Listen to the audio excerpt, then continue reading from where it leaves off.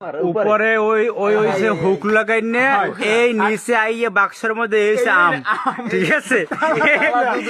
তালা হইছে একটা আর ওই পাশে একটা দুইটা, এই হচ্ছে আম গাছের গতি হয়েছে, ঠিক আছে? এই মানিকখালী বাজার ডাইরেক্ট নাতার বাক্স মারাই, ঠিক আছে? আম তালা মারা এলাহি এক কারবার। আমরা মঠ বাড়ি দিয়ে আইসি আমির হামজার মাহফিল দিয়ে আইয়ে দেখি এলাহি এক কীর্তকারী জায়গায় এই নেওয়াজ পরিদর্শন চলতে আছে। ইঞ্জিনিয়ার আরাফাত বিশেষজ্ঞ ইঞ্জিনিয়ার। আমি এই জিনিস যদি দর্শকের না যায় এটা মনে করেন যে সম্পূর্ণ এটা দুর্নীতি করা হইবে।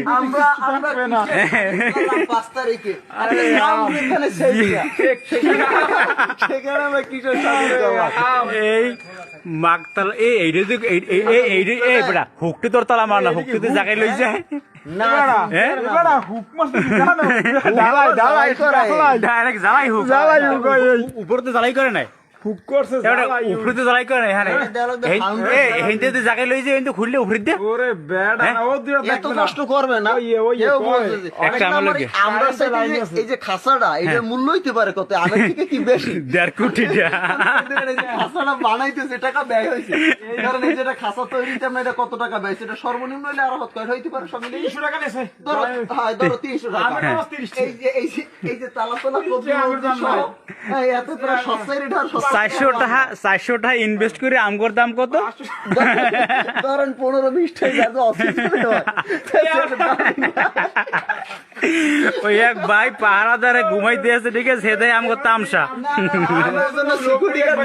তবে গাছটা কিন্তু অস্থির, ঠিক আছে?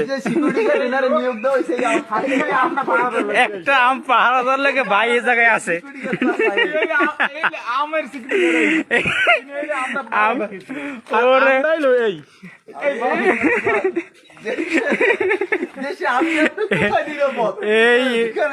এই জিনিস যদি বাংলাদেশের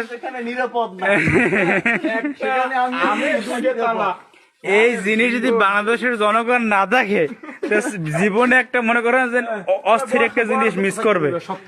আল্লাহু আকবার।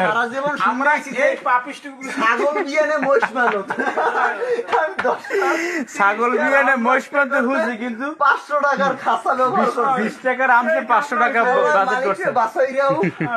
তবে মালিকের দেখায় বড় শখ আমার, দিন একদিন আইতে হবে। হ্যাঁ দরকার। আল্লাহু আকবার।